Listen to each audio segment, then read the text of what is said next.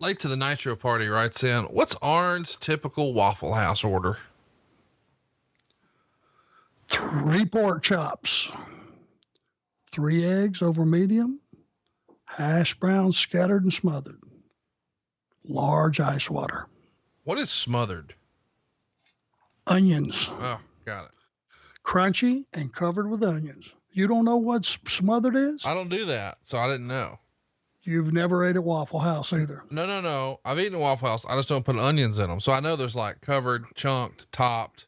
You know, I know I know how they even yell it. They're like, scattered on 2. Like, I don't know why they do that. They just do that. It's coming to you in 2 plates, but I'm in the loop on that, but I just get mine plain in the ring. I'm a fuddy duddy. So when people start putting, like, I think JR puts fucking gravy on his, and I'd never seen that before. And I know some weirdos put chili on theirs. Like, I wouldn't want to be in the car with that guy afterwards, but I think it's pretty common to put cheese on it and scatter. It's just not my bag. Number 1, no cheese. Number 2, what makes you think that wasn't me hollering scattered on 2? Well, I don't know what it means, but I'm glad somebody does. By the way, that was me hollering it to make sure they got it right. The go-to is the cheesesteak sandwich. And, Charlotte Flair agrees with me. Like, that's the go-to. Like she's had a bunch of those. Oh no, she eats them. Well, she did before. Let's keep going. Alvaro writes, Arn, are you willing to take a blind food taste test between In-N-Out and Whataburger? Betcha. We're going to make that happen. And by the way, someone has chimed in and said, what about Shake Shack? I don't know that me and you've talked about this. Maybe we have, and I've already forgotten. Shake Shack trumps them all. Shake Shack is they're going to reign supreme for me. Where are you at on Shake Shack? I have not had one. Got to make that happen. Now you got to remember, I'm pretty territorial. When we go to Texas, we get our Whataburgers. Sure. Right. When we go to the South, it's Bojangles. When we go to Chicago, no matter what, if you walk through Chicago Airport and do not locate and at least get 1 slice of pizza, then you're a goof. Shake Shack I haven't gotten. I haven't had. There's also one that the family's screaming about is good stuff. It's called Freddy's. Oh, I hadn't had that. Nor have I, but they claim it's like, the burgers were Steak and Shake how at one time, and I think they have fell off a little bit just from personal experience. But when it had the crunchy edges, you know what I'm talking about? Oh yeah, absolutely. That was the selling point, and I think that's what Freddy's has got going on right now. Alvaro writes, Arn, are you willing to take a blind food taste test between In-N-Out and Whataburger? Betcha. We're going to make that happen. And by the way, someone has chimed in and said, what about Shake Shack? I don't know that me and you've talked about this. Maybe we have, and I've already forgotten. Shake Shack trumps them all. Shake Shack is they're going to reign supreme for me. Where are you at on Shake Shack? I have not had one. Got to make that happen. Now you got to remember, I'm pretty territorial. When we go to Texas, we get our Whataburgers. Sure. Right. When we go to the South, it's Bojangles. When we go to Chicago, no matter what, if you walk through Chicago Airport and do not locate and at least get 1 slice of pizza, then you're a goof. Shake Shack I haven't gotten. I haven't had.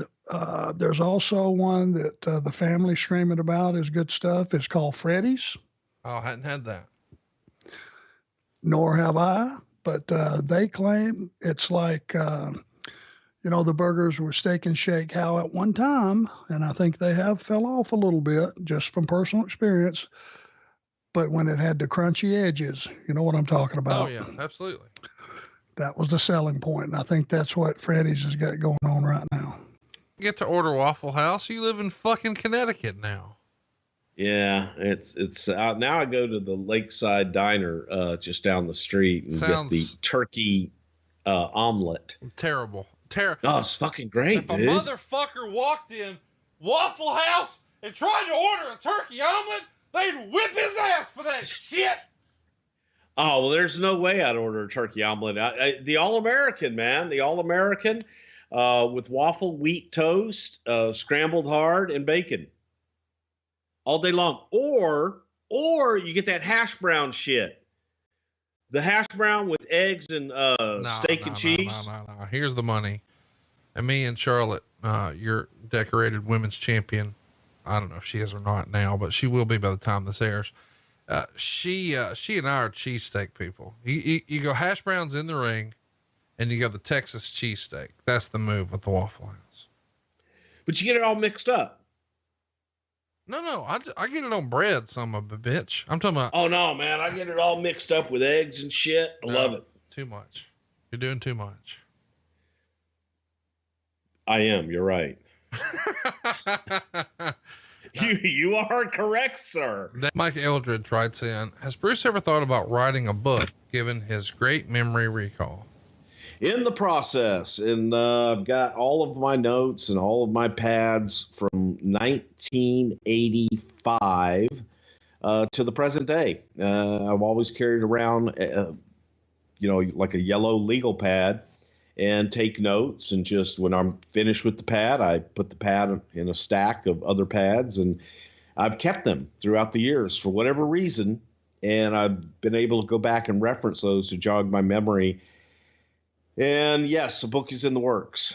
We should mention that you showed me a couple of chapters of a book, like, I don't know, 5 years ago. And unfortunately, the guy you were working with passed away. So that book may have already been out had it not been for the bump in the road and then this podcast. And well, now SmackDown's gotten in the way. So you've been busy, but one day, I mean, you and I've even freestyled like, hey, what if the cover looked like this? So pretty fun stuff coming one day. Wouldn't you agree?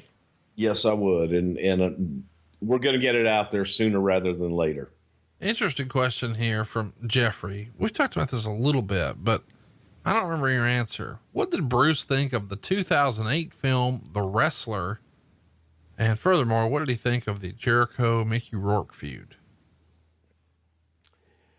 I vaguely saw some of the Jericho Mickey Rourke stuff. I was there for WrestleMania 25. It was in Houston. I actually went, but that was fresh off of being fired. And I was still, that bitter guy that didn't want to, I was like, I'm gone. I wasn't really paying attention. However, the film, The Wrestler, I enjoyed is a film and is a story.